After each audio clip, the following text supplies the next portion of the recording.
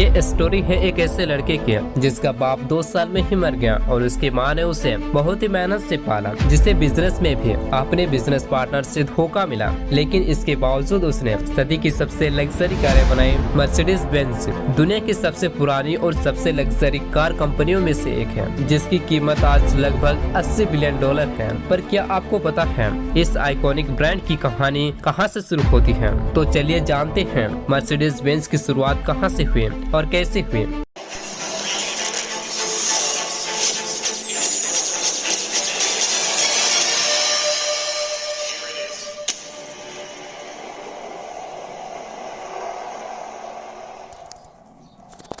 ये कहानी की शुरुआत होती है 1844 को, जब कार्ल बेंज का जन्म जर्मनी में हुआ। उनके डैड एक लोकोमोटिव ड्राइवर थे और उनकी माँ एक हाउसवाइफ थी। जब कार्ल बेंज 2 साल के थे तब उनके डैड की डेथ हो गई थी और उनकी माँ को अलग अलग जगह काम करना पड़ा उन्हें पालने के लिए। कार्ल बेंज 15 साल की एज में उन्होंने मैकेनिकल इंजीनियरिंग का एग्जाम क्वालिफाई किया और कार्लसरूहे पॉलिटेक्निक स्कूल में एडमिशन ले लिया। कार्ल बेंज को बचपन से ही मशीन्स और इंजन में बहुत इंटरेस्ट था, लेकिन उनका सपना था एक ऐसा व्हीकल बनाने का जो बिना घोड़े के चले। कार्ल ने अपने सपनों को पूरा करने के लिए 1871 में उन्होंने अगस्त रिटर के साथ मिलकर अपनी पहली वर्कशॉप की शुरुआत की।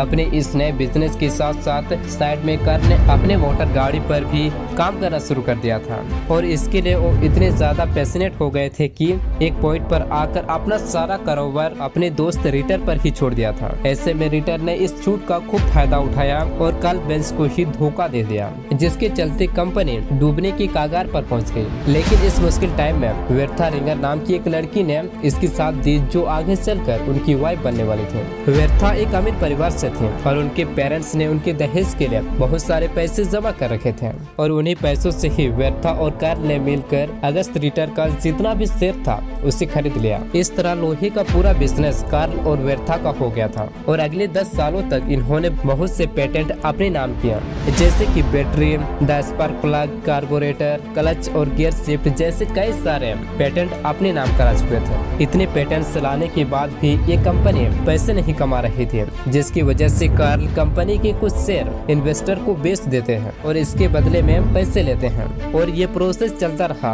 और एंड में कार्ल बेंज के पास उस कंपनी का सिर्फ 5% ही शेयर बचा था, जिसकी वजह से कंपनी में उसकी रिपोर्टेशन ना के बराबर थी, जिसके चलते कार्ल बेंज ने यहाँ से बाहर निकलने में ही अपनी भलाई समझी। कुछ हफ्तों बाद कार्ल बेंज 2 भाइयों से मिले जिनका नाम था मैक्रोज और फ्रेडरिक विल्हेम, जो कि दोनों एक साइकिल के शॉप के ओनर थे। इन तीनों ने मिलकर एक कंपनी बनाई जिसका नाम रखा गया बेंज एंड सी। इस कंपनी को जल्दी सक्सेस मिल गई। बेंज को यहाँ पर बहुत टाइम मिल रहा था अपने इंजन पर काम करने के लिए और 1885 में इन्होंने एक ऐसी कार बनाई जो खुद ब खुद चल सकती थी, जिसका नाम दिया बेंज पेटेंट मोटर वैगन्स, जिसकी मैक्सिमम स्पीड थी 16 किलोमीटर पर आवर। लेकिन इस मॉडल में एक सबसे बड़ी प्रॉब्लम थी कि इसे कंट्रोल करना बहुत मुश्किल था। इसीलिए जब इसे डेमोन्स्ट्रेट किया गया तो फिर ये सीधे जाकर एक दीवार से टकराई, जिसकी वजह से लोगों ने बेंज का खूब मजाक उड़ाया और ये मॉडल इतना ज्यादा बिक नहीं पाई और अगले ही साल में उन्होंने मॉडल 2 निकाला और 2 साल बाद मॉडल 3 निकाला। अब क्योंकि पहले डेमोन्स्ट्रेट के टाइम जो हादसा हुआ था उसी कार्ल अब तक नहीं भूल पाए थे, इसीलिए वो इस मॉडल की पब्लिसिटी नहीं करना चाहते थे। लेकिन उनकी वाइफ वेर्था को लगता था कि ये मॉडल तो हर तरह से परफेक्ट है, इसे अब डेमोन्स्ट्रेट करना ही चाहिए। लेकिन काफी समझाने के बाद कार्ल बेंज इसके लिए राजी नहीं हुए और इसी बात से ही परेशान होकर एक सुबह वेर्था ने बहुत बड़ा स्टेप ले लिया और अपने दोनों बच्चों को इस वैगन में बिठाकर अपनी माँ से मिलने चली गई, जो कि 106 किलोमीटर दूर थे। रास्ते में जब कई सारे लोगों ने इसे देखा और डर के मारे भूत भूत चिल्लाने लगे। किसी को पता नहीं था कि चल क्या रहा है, ये चीज क्या है जो खुद चल रही है और उसे चलाने के लिए कोई फोर्स नहीं है, लेकिन वो फिर भी चल रहे थे। उस वक्त मॉडल 3 में 4.5 लीटर का ही फ्यूल आता था। उसने लिग्रोइन, जो कि पेट्रोलियम सॉल्वेंट था, उसने उसे खरीदने के लिए गाड़ी को एक फार्मेसी की दुकान में रोका, क्योंकि उस टाइम कोई पेट्रोल पंप नहीं था। उस फार्मेसी की दुकान से लिग्रोइन खरीदा और उसे अपनी गाड़ी में डाल दिया। यही कारण है कि इस फार्मेसी को आज भी दुनिया का पहला फ्यूलिंग स्टेशन कहा जाता है। इस सफर के दौरान वर्था ने देखा कि मोटर गाड़ी में लगा हुआ लकड़ी का ब्रेक काफी घिस चुका है और सही तरीके से काम भी नहीं कर पा रहा है। इसीलिए उसे रिप्लेस करके एक लेदर का ब्रेक लगवा दिया, जिसके चलते उसका सफर और भी ज्यादा आसान हो गया। इस 106 किलोमीटर की सफर को कंप्लीट करने के लिए वर्था को 12 घंटे का समय लगा। वहां पहुंचकर टेलीग्राम से अपने हस्बैंड को बताया कि वो अपने माँ के घर पहुंच चुकी है। थोड़े दिनों के बाद वो इसी कार से वापस कार्ल बेंज के पास आई। इस ट्रिप से इन दोनों के बिजनेस को बहुत पब्लिसिटी मिली और उनका इंटरनल कम्बशन इंजन बहुत बिका और बेंज दुनिया के सबसे बड़े ऑटोमोबाइल कंपनी बन गई और 1899 में ये पूरी दुनिया में 572 कार बेची। ये नंबर उस वक्त के लिए बहुत बड़ा था, क्योंकि सारे लोग सिर्फ घोड़ा गाड़ी यूज करते थे और सिर्फ अमीर लोग ही इन कार को एफोर्ड कर पाते थे। इस वक्त बेंज की कंपनी बहुत अच्छी चल रही थी, लेकिन एक और कंपनी थी जो उनकी कॉम्पिटिटर बन गई थी। वो बेंज की तरह ही बहुत अच्छी कार बनाती थी। इस कॉम्पिटिटर का नाम था डाइमर मोटर। अब इसके दो पार्टनर थे, बोटली डाइमर और विलियम मेलबैक। ये दोनों तो थे इंजीनियर थे, लेकिन जो डाइमर है ये एक बहुत अच्छे बिजनेसमैन भी थे। वो जानते थे कि अपने बिजनेस से मैक्सिमम प्रॉफिट कैसे निकालते हैं। साथ ही मार्च 1901 में उन्होंने मर्सिडीज 35 HP नाम की एक कार को लॉन्च किया, जो कि आजकल की कार की तरह काफी मिलती जुलती थी। और ये दोनों कंपनी, बेंज की कंपनी और डाइमर की कंपनी, ये दोनों ही कंपनी एक से एक बड़ा रिकॉर्ड तोड़ रही थी। लेकिन तभी वर्ल्ड वॉर 1 शुरू हो गया, जिसका असर कंपनी के प्रोडक्शन पर पड़ा और दोनों भारी लॉस में चल गए। अब इन दोनों कंपनी ने डिसाइड क्या किया, अब इन्हें मर्ज कर लेना चाहिए और इन्होंने एक्चुअल में किया भी वैसा ही और इस कंपनी का नाम दिया डाइमर बेंज कंपनी। इसके बाद जितने भी मॉडल इन कंपनियों ने निकाले, डाइमर बेंज कहने के बजाय इन्होंने मर्सिडीज बेंज कहा, जैसे कि मर्सिडीज मॉडल एस और भी ऐसे बहुत सारे कारें निकाले। अप्रैल 1929 में कार्ल बेंज की डेथ हो गई जब वो 84 साल के थे, लेकिन फिर भी कंपनी की क्वालिटीज में कोई भी कमी नहीं हुई। कंपनी नए नए मॉडल्स उतार रही थी और हर मॉडल में नए नए इम्प्रूवमेंट देखने को मिल रहे थे, जो कि लोगों को खूब पसंद आया। ये वो दौर था जब कंपनी ने पहली बार सफलता का इतिहास लिखा और 7000 कारें बेची।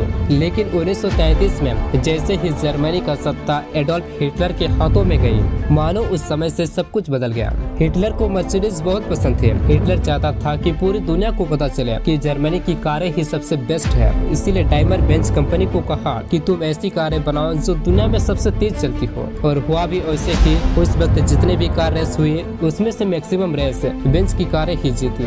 हालांकि 1939 में जब वर्ल्ड वॉर 2 शुरू हो गया तो ये कंपनी के लिए बहुत मुश्किल साबित हुई। युद्ध में इनके कई सारे प्लांट बम ब्लास्ट में जलकर राख हो गए और सेल्स पर भी बहुत बुरा असर पड़ा। इसके अलावा हिटलर ने भी इन पर प्रेशर बनाना शुरू कर दिया कि मर्सिडीज बेंज अपना मेन प्रोडक्शन को बंद करके सिर्फ मिलिट्री फोर्सेस के लिए एक गाड़ी बनाएगी। और बाद में हिटलर ने प्रोडक्शन को ज्यादा बढ़ाने के लिए कहा, लेकिन ज्यादातर लोग तो युद्ध में हिस्सा ले रहे थे, इसीलिए कंपनी में वर्कर की कमी हो रही थी। ऐसे में कंपनी ने बहुत सारे महिलाओं को हायर किया ताकि जल्द से जल्द वेपन्स, एयरक्राफ्ट इंजन के ऑर्डर को पूरा किया जा सके। लेकिन जब इससे भी बात नहीं बनी तो हिटलर ने उन कैदियों को काम पर लगा दिया, जिनको हिटलर ने कैद करके रखा था। एक समय पर तो 66,000 कैदी मर्सिडीज बेंज पर काम कर रहे थे। जब जर्मनी युद्ध हार गई तो इन कंपनियों की इमेज बहुत खराब हो गई। इसके चलते जर्मनी के अलावा जितने भी मैन्युफैक्चरिंग प्लांट बाहर के देशों में लगे हुए थे, उनसे छीन लिए गए। अब इसके बाद कंपनी जीरो से अपना इमेज बिल्ड करना शुरू किया। इन्होंने पहले एम्बुलेंस बनाई और उसके बाद पुलिस के लिए गाड़ियां बनाई। बाद में इन्होंने कॉमन लोगों के लिए भी गाड़ियां बनाना स्टार्ट कर दिया। अगर मैं 2022 की बात करूं तो इन्होंने 24 लाख गाड़ियां बेची, जिसका टोटल वैल्यू थी 13,640 बिलियन इंडियन रुपीस में, जो कि टाटा मोटर्स से ऑलमोस्ट 3.5 गुना है। और आज इन्होंने मर्सिडीज बेंज की इतनी अच्छी इमेज कर दी है कि कोई मर्सिडीज गाड़ी खरीदता है तो इतना खुश होता है कि उसने कोई यूपीएससी का एग्जाम क्वालिफाई कर दिया हो या फिर कोई यूनिकॉर्न कंपनी बना दिया हो। अगर हम सेकेंड वर्ल्ड वॉर की बात करें तो इन्होंने एक के बाद एक लग्जरी कारें लॉन्च कर दिए, जैसे कि 1953 में कंपनी ने मर्सिडीज बेंज W120 और 121 सीरीज को इंट्रोड्यूस किया और इस सीरीज में मर्सिडीज 180 और 190 मॉडल्स को भी शामिल किया था और भी कई सारे कार लॉन्च किया, जिससे कंपनी धीरे धीरे ग्लोबल मार्केट में दोबारा से अपना कब्जा करना शुरू कर दिया। मर्सिडीज की सक्सेस का सबसे बड़ा राज है उनका ब्रांड पोजीशन। मर्सिडीज बेंज हमेशा से अपने आप को एक प्रीमियर लग्जरी ब्रांड के रूप में पोजीशन किया। उनकी ब्रांडिंग मार्केट और इवन प्रोडक्शन क्वालिटी हमेशा हाई एंड रही। दूसरा है इनोवेशन और टेक्नोलॉजी। मर्सिडीज बेंज अपने कार में लेटेस्ट टेक्नोलॉजी और इनोवेटिव फीचर को इंक्लूड करने के लिए फेमस है। तीसरा है कस्टमर एक्सपीरियंस। मर्सिडीज बेंज सिर्फ कार नहीं बेचता है, वो एक एक्सपीरियंस को बेचता है। वो हर टच पॉइंट पे इंश्योर करते हैं कि कस्टमर को बेस्ट एक्सपीरियंस मिले। हम अपने कस्टमर को एक्सेप्शनल एक्सपीरियंस देकर अपने बिजनेस को ग्रो कर सकते हैं।